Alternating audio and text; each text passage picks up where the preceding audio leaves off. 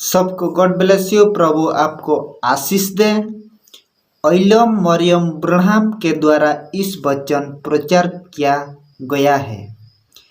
इस वचन आप ध्यान से सुनिए। इलम मरियम ब्रह्म 7 नंबर का एक दूत था। इलम मरियम ब्रह्म दूत के द्वारा दर्शन जो देखा था, आप वचन ध्यान से सुनिए। इस दर्शन में या जैसे मैं बोल रहा था, मैंने दृष्टि की और मैंने एक अजीब चीज देखी। अब ये मुझे अपने छोटे लड़के जोसेफ की तरह लगा, जो कि मेरे पास था। मैं उससे बातें कर रहा था। अब यदि आप दर्शन को बहुत ध्यान से देखें, आप देखेंगे कि जोसेफ वहाँ क्यों खड़ा था। और मैंने देखा वहाँ एक बड़ी झाड़ी थी और इस झाड़ी पर चिड़ियों के झुंड में छोटी छोटी चिड़ियाएं थीं, लगभग आधा इंच लंबी और आधा इंच ऊंची। वे थोड़ी बड़ी थीं। उनके छोटे पंख नीचे को फड़फड़ा रहे थे और वहाँ 2 या 3 चोटी की डाली पर, 6 या 8 अगली डाली पर और 15 या 20 अगली डाली नीचे की ओर पिरामिड के आकार में बैठी। और वे छोटे लोग, छोटे दूत, और वे काफी थके हुए थे और वे पूर्व की ओर ताक रहे थे। और दर्शन में मैं ट्यूसन एरिजोना में था। उसने ये उद्देश्य से किया कि वो नहीं चाहता था कि मैं उस स्थान को पहचानने में असफल रहूं। कि ये कहा था, मैं रेगिस्तान में अपने ऊपर से रेतीला गोखरू हटा रहा। और मैंने कहा, अब मैं जानता हूँ कि ये दर्शन है और मैं ये जानता हूँ कि मैं ट्यूसन में हूँ और मैं जानता हूँ कि ये छोटी चिड़ियाएं वहाँ किसी चीज को दर्शाती हैं। And they were watching eastward. और वे पूर्व की ओर ताक रही थीं। और अचानक ही वे उड़ने को हुई और वे पूर्व की ओर उड़ गईं। और जैसे ही वो गईं तो बड़ी चिड़ियाओं का झुंड आया। वे पंडुकी के समान लग रही थीं, नुकीले पंख थे, कुछ स्लेटी रंग के से। इससे पहले वाले दूतों से थोड़ा हल्का रंग था और वे तेजी से पूर्व की ओर आ रहे थे। और वो मेरी दृष्टि से ओझल नहीं हुई थी कि फिर से पश्चिम की ओर देखने के लिए मुड़ा। और वहाँ ये घटित हुआ। वहाँ धमाका हुआ था जिसने सही में पूरी पृथ्वी को हिला दिया। आप जो टेप सुन रहे हैं, यहाँ चूकिए नहीं, ध्यान से सही तरह से सुने। पहले एक धमाका और मैंने सोचा ये ध्वनि गति सीमा को तोड़ना है। आप इसे जो भी कहते हैं।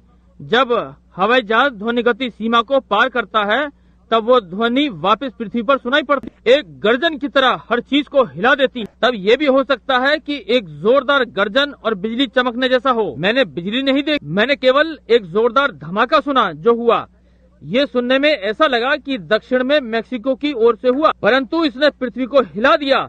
और जब ये हुआ, मैं तब भी पश्चिम की ओर देख रहा और वहाँ अनंतता में मैंने देखा कि किसी चीज का झुंड आ रहा है। वो इस प्रकार दिखा कि वे छोटे छोटे बिंदु हैं। वे 5 से कम नहीं हो सकते और 7 से अधिक नहीं, परंतु वे पिरामिड के आकार में थे, जैसे कि ये दूत आ रहे थे। और जब ये हुआ तो शक्तिमान परमेश्वर की सामर्थ ने मुझे उनसे मिलने के लिए उठा लिया और मैं इसे देख सकता हूँ। मैं इससे अलग नहीं हो सका। 8 दिन बीत चुके हैं और अब भी मैं इससे नहीं भूला। मुझे कभी भी किसी चीज ने इतना परेशान नहीं किया जितना इससे हुआ। मेरे परिवार वाले आपको बता देंगे। मैं उन स्वर्गदूतों को देख सका। वे पीछे घूमे हुए पंख, वे इतनी तेज गति से चल रहे थे कि ध्वनि भी नहीं चल सकती। वे अनंतता से एक ही पल में आ गए, जैसे कि पलक झपकते ही। इतना भी नहीं कि पलक झपक लो, एक ही क्षण में वे वहाँ थे। मेरे पास आंकने के लिए समय नहीं था। मेरे पास समय नहीं था, इससे अधिक कुछ नहीं कि मैं उन्हें देख सकूं। शक्तिशाली, महान, सामर्थी स्वर्गदूत, बर्फ के समान पंखों के जोड़े और सिर वे कर रहे थे। और जब ये हुआ तो मैं पिरामिड के आकार के झुंड में उठा लिया गया और मैंने सोचा, अब ये है।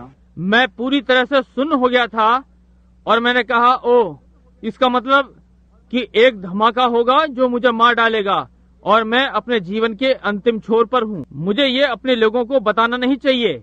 जब दर्शन समाप्त हुआ, मैं नहीं चाहता था कि वे इस बात के विषय में जाने, परंतु मेरे स्वर्गीय पिता ने मुझे बता दिया है कि मेरा समय समाप्त हो चुका है और मैं अपने परिवार को नहीं बताऊंगा, इसलिए कि वो मेरे बारे में चिंता करेंगे, क्योंकि अब वो जाने वाला है और ये स्वर्गदूत मेरे लिए आए हैं और मैं बहुत जल्द ही किसी भी प्रकार के धमाके से मर जाऊंगा। जबकि मैं उस झुंड में था तो ये बात मेरे पास आई नहीं।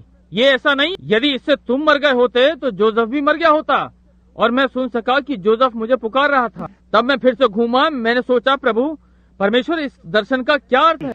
और मुझे आश्चर्य हुआ और तब ये मेरे पास आया, आवाज नहीं, सीधा मेरे पास आया। ओ, ये तो प्रभु के दूत हैं, मुझे मेरा नया प्राधिकार देने आए हैं। और तब मैंने ये सोचा, मैंने अपने हाथ ऊपर उठाए और मैंने कहा, ओ प्रभु यीशु, आपके पास मेरे करने के लिए क्या होगा?